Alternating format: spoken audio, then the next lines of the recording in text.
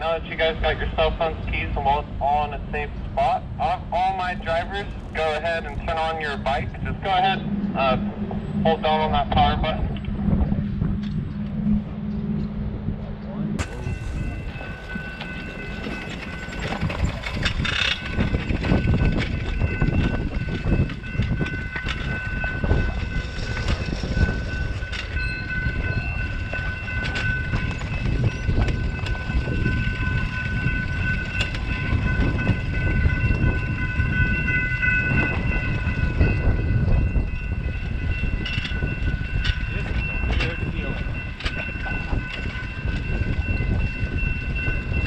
Especially when the assist kicks in. Yeah. Once you're pedaling bikes and then suddenly it's all...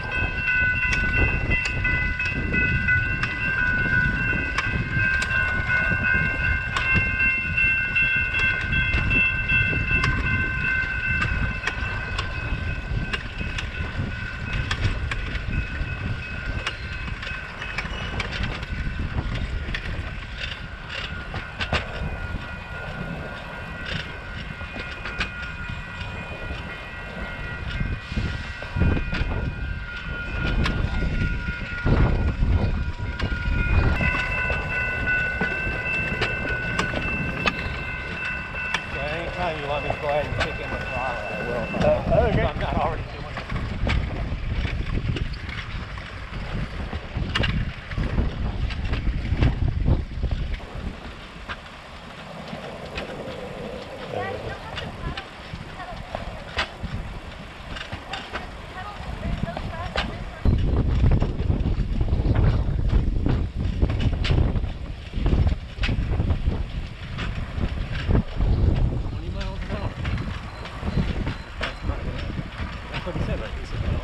Yep.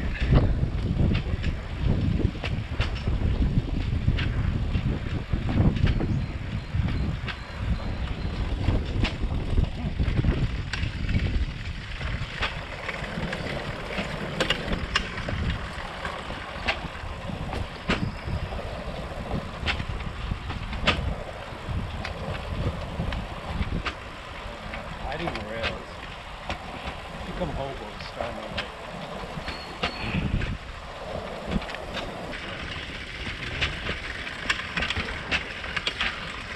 But they're still bored. If you guys keep on coming forward, about a foot apart would be great. Good call, people.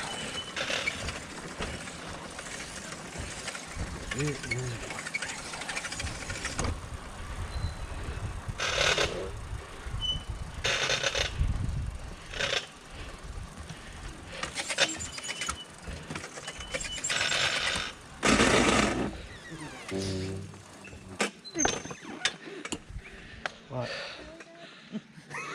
You shouldn't have put it in reverse. Alright, well I'm just stopping you guys here real quick just to talk a little bit about the forest. Alright you guys, well right now we're in the California coastal redwoods, and these redwoods are known to be the tallest living things on the planet. And currently right now, the tallest living coastal redwood is called the Hyperion, which that's up in Humboldt County. And for just a little reference of how tall that tree is, 385 feet tall, which is actually 65 feet taller than the Statue of Liberty. Then we have another additional redwood tree to our redwood tree family. We got the giant sequoia, which is a little more famous, doesn't grow as tall, but it does grow far, far wider, just by its sheer mass and volume.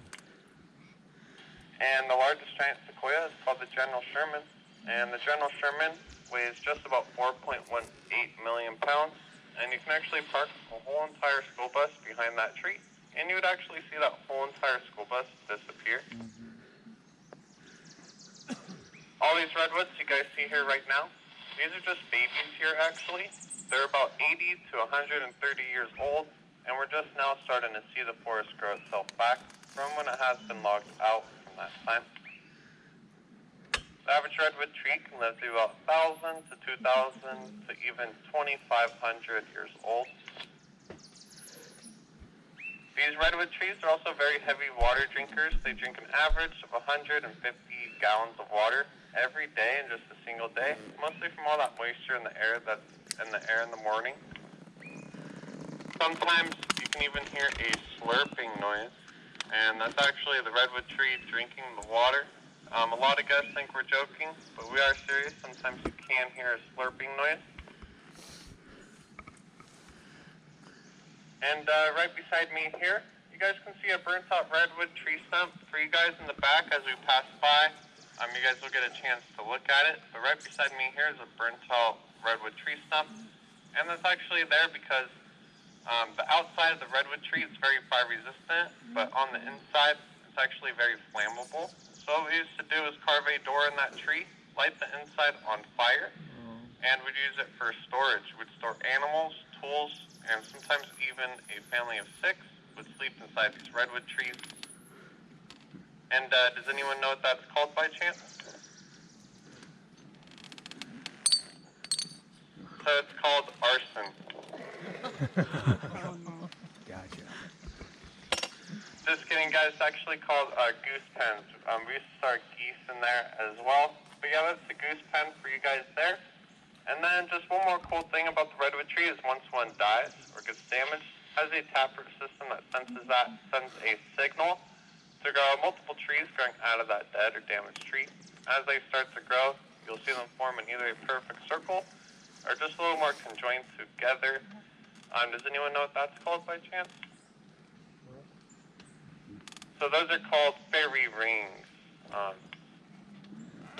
But yeah, you can see fairy rings all throughout Fort Bragg. You can spot them coming through here too. But that's pretty much it for you guys. We just got a couple more turns to go. I'll show you guys some pretty cool hiking trails. We'll get about 50 minutes out there, and then you'll get a chance to look at our pavilion. But yeah, we're ready to go. Sometimes those bikes like to shut off after a while, so if they did, go ahead and power them back on. If they're still on, great. And we'll be on our way.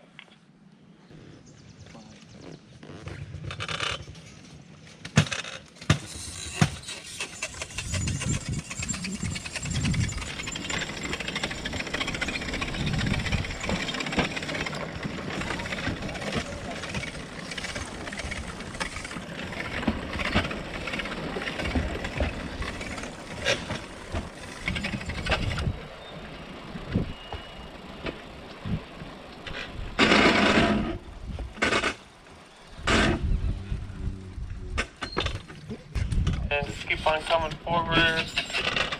And once you guys are parked, go ahead and fire that bike off there. No. A lot of people, they'll go to stand without powering off and you hit that throttle. Don't want that happening today. So powering off. So go ahead, power that bike off. Feel free to take your helmets off as well. As you guys go to stand, if you guys can put those seatbelts back on your seat, that would be much appreciated.